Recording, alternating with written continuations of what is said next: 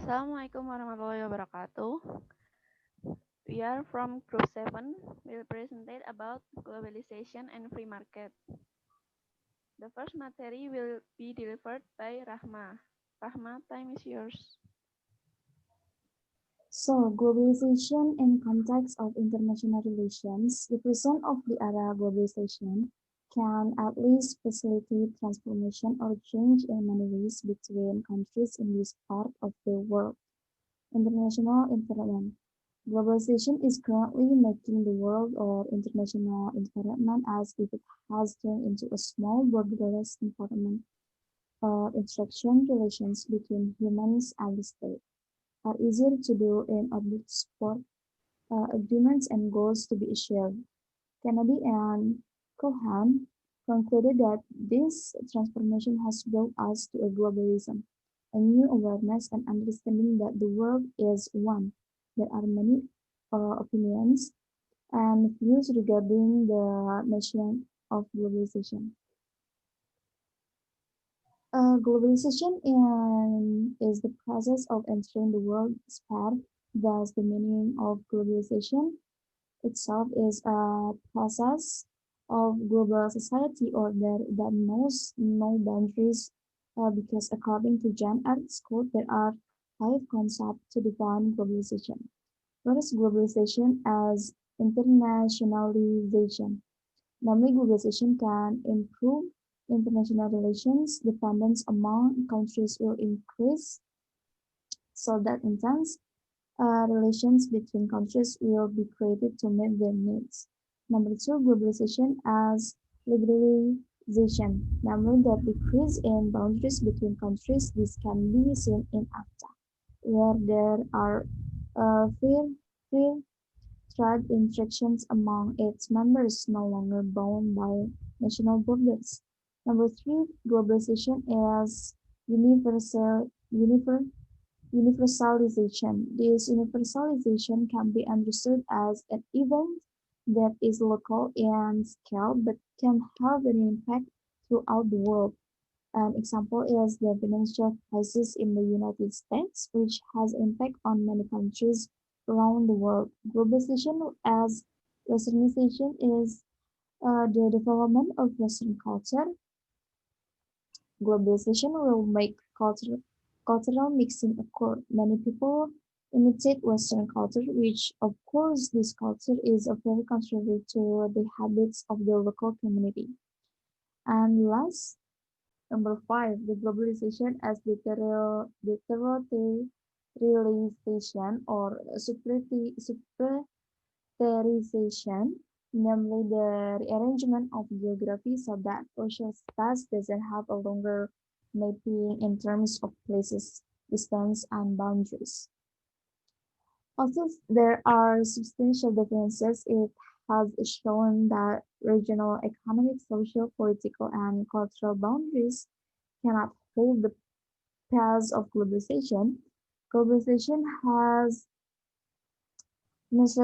penetrated various elements of life with different impacts. From an economic point of view, globalization occurs when free markets occur.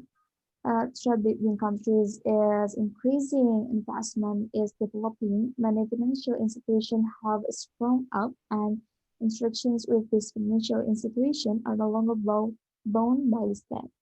It is not uncommon for a financial institution because to influence the government in determining state policy, there are even international institutions that hold enormous power, so that the state seems to be subject to this institution. The three most popular theories are realism, liberalism, and constructivism. International actions theory can be divided into positivist or rationalist theory, which focuses on state-level analysis, and post-positivist or reflectivist, which encompasses a broader meaning of security from class, gender to post-colonial security. There are many contradicting ways of thinking in international relations theory, including constructivism, institutionalism, Marxism or neo-Gramscianisms and others.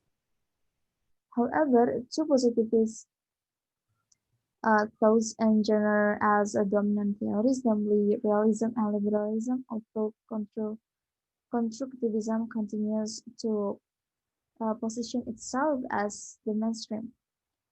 Number one, rationalism or the rationalist movement is a philosophical doctrine which states the truth must be determined through evidence, logic, and analysis based on facts, rather than through faith, dogma, or religious teachings. Rationalism has ideological and goal philosophical discourse outside because of religious belief or superstition. However, there are differences with the two forms. Humanism is centered on human society and its successes. Rationalism doesn't claim that humans are more important than animals or other natural elements because in the middle of 20th century, there was a strong tradition of plant rationalism, which has heavily influenced by free thinkers and intellectuals. In modern rationalism has a little in common with the continental rationalism described by Rand Descartes. The differences is most evident in the dependence of modern rationalism on science, which relies on experiment and observation, some things that continental rationalism completely opposes. And number two, we have false positivism. In the theory of international relations, refer to the theories that epistemologically rejects positivism, the idea that empirical observations of natural science can also be applied to social science. Post-positivist international relation theory seeks to integrate security issues. Its supporters argue that international relations studies foreign relations needs to include non-states, actors, and the state itself. Instead of studying the high politicals of a country, internal relations must also study everyday world politics, which consists of politics and law politics.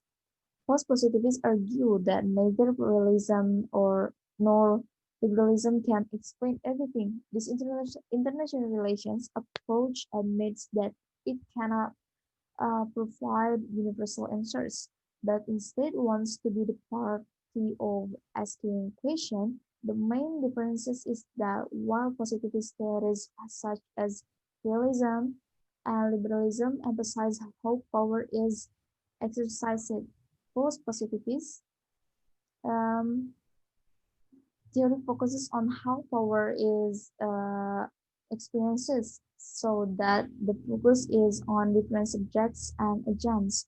Post-positivist theory doesn't want to appear scientific or look like a social science because post-positivist theories carry out in-depth analysis of several cases in order to understand um, and the phenomenon of international politics. So they ask relevant questions so they can determine how the status quo fosters relationship. This is often overlooked in traditional international relations because positivist theory tries to distinguish positivist facts from normative judgments. The next slide, I will give it to Zalfa. Okay, next, to the influence of globalization in international relations. The existence of a global issue marked by the increasing interdependence between countries. This is due to the awareness that failure to address global issues can affect the life of the international community as a whole. The term globalization is not something strange and new to all people in the world, with an internet connection that can be accessed from all over the world, making it easier for all people to be able to access information in just seconds. This shows that the influence of globalization is very large on advances in information and communication technology, which then greatly affect relations between nations. The dangers caused by capitalism and consumerism have always been brought up by the compliance of globalization. This is the way the media have governance the thinking ability of society in the era of globalization. Next.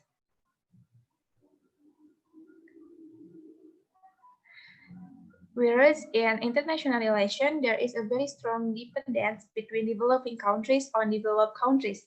This departs from dependence on capital to finance development. The most concrete example is the consequence which began to be felt how weak the position of the Indonesian state was when the US cornered Indonesia in the international arena, such as accusations of being a terrorist network, state through various media, the media or print and electronic is a very reliable instrument in building relations between nations, especially in building a good image and reputation as a sport game nation. One of the bad implications that we can see is the fact that the globalization process, which was originally expected to bring prosperity to society, has the opposite result where many countries experience economic downturns. This is because globalization creates economic liberalization that forces countries to be able to compete and align themselves with other countries in the economic field. Next.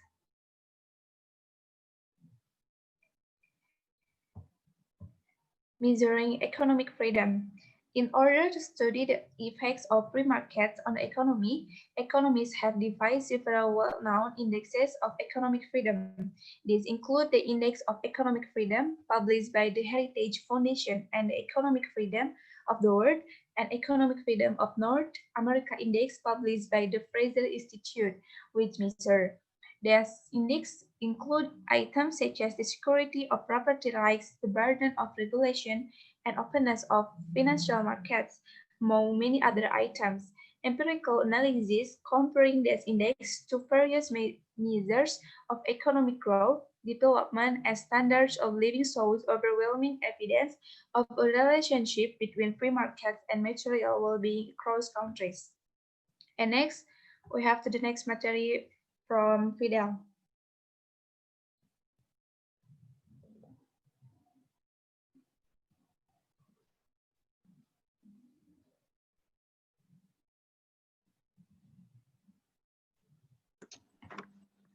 What is a free market? The free market is an economic system based on supply and demand with little or no government control. It is a summary description of Wait, all tunggu. what? Lu kelihatan banget bacanya soalnya, men. Okay. Nunduk soalnya kelihatan, Gibi. Ulangi. Ini kelihatan nggak? Nah, kalau gitu enggak. Soalnya ngelihatnya ke laptop, bukan ke bawah. Jadi lu agak, kecuali taruh HP lu di ini loh, di layar gitu. Oh. Begini nggak kan? Enggak. Langsung nih. 1, 2, 3, enggak. What is a free market? The free market is an economic system based on supply and demand with little or no government control. It is a summary description of all voluntary exchange that take place in given economic environment. Free markets are characterized by a spontaneous and decentralized order of arrangement through which individuals make economic decisions based on its political and legal rules. A country, a country's free market economic may range between very large or entirely black market. Next.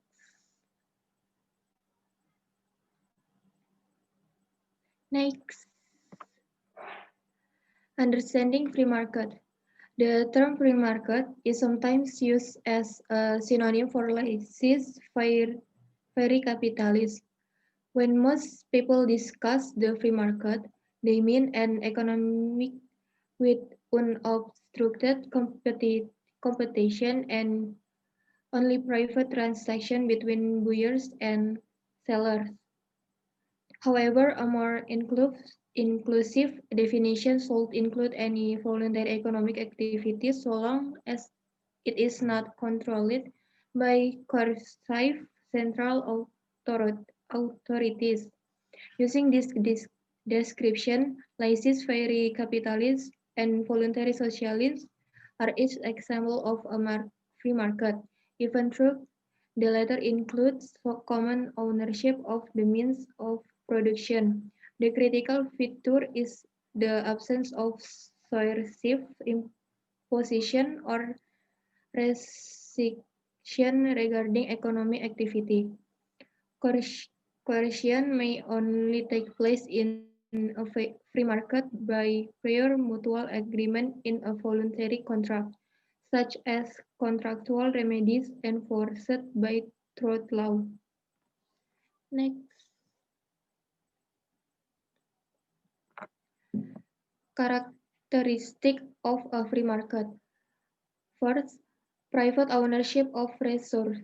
Free, free economy exists because a significant portion of resources are owned by individual or companies is in the private sector and not a central government agency. In this way, the owner exercises total control over the means of production, allocation, and exchange of product. They also control the labor supply. Number two, thriving financial markets. And a key factor that helps a free market economy to be successful is the presence of financial institutions. Banks and brokers exist so that they give individuals and companies the means to exchange goods and services and to provide investment service. The financial institution makes a profit by charging interest or fees on transaction. And last, freedom to participate. Another characteristic of a free market economy is that any one individual can take part in it. The decision to produce or consume a particular product is totally voluntary. It means that companies or individuals can produce or purchase as much or little of a product as they want. Okay, next speaker.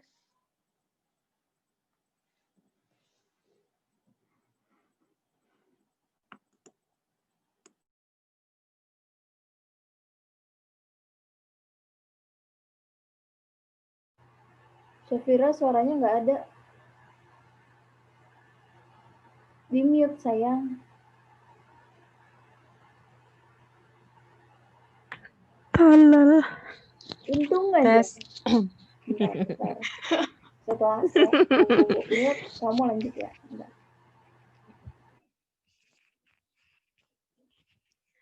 The free market's connection with capitalism and individual liberty. No modern country operates with completely uninhibited free markets. That said, the most free markets tend to coincide with countries that value private property, capitalism, and individual rights. This makes sense since political systems that shy away from regulation or subsidies for individual behavior necessarily interfere less with voluntary economic transaction. Additionally, free markets are more likely to grow and thrive in a system where property rights are well protected by capitalists have an incentive to pursue profits. Next slide, please.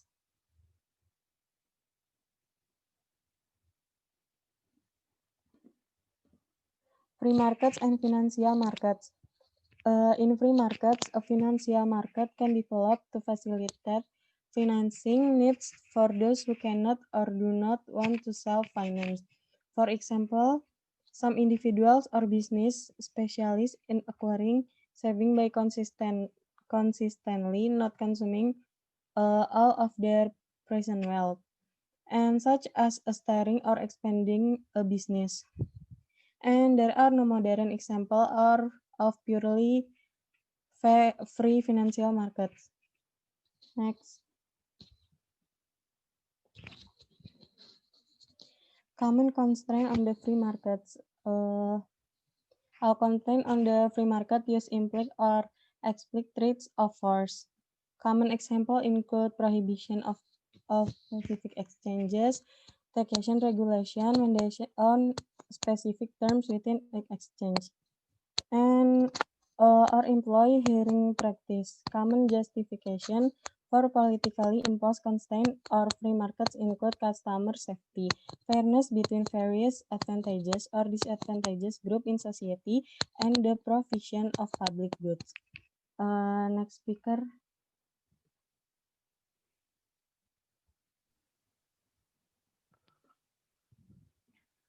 Measuring economic freedom. In order to study the effects of free markets on the economy, economists have devised several well-known indexes of economic freedom.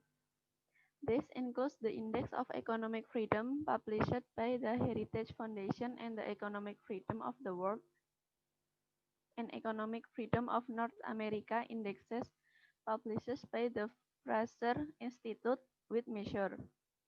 These indexes include items such as the security of property rights, the burden of regulation, and the openness of financial markets. Among many other items, empirical analysis comparing these indexes to various measures of economic growth, development, and standards of living shows overwhelming evidence of a relationship between free market and material well-being across countries. Next,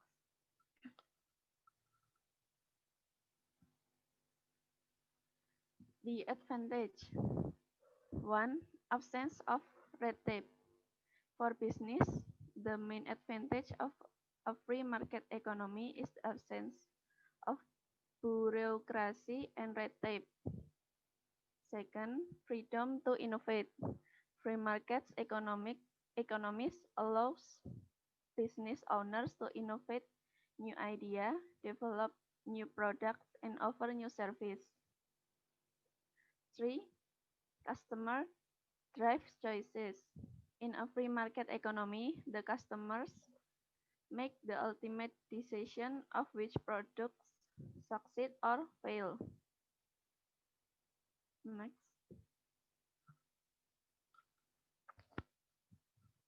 disadvantage. 1. Limited product range.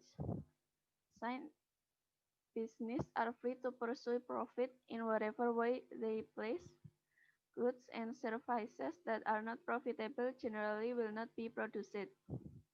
Second, dangers of profit motive. The primary objective for any company in a free market economy is to make a profit. In many cases, companies may sacrifice worker safety, environmental standards, and ethical behavior to achieve those profits. 3. Market failures. Great Depression of the 1913 to the real estate market crash of 2008, market failures have devastated the lives of millions in lost income, unemployment, and homelessness. This is the end of our presentation. Wassalamualaikum warahmatullahi wabarakatuh.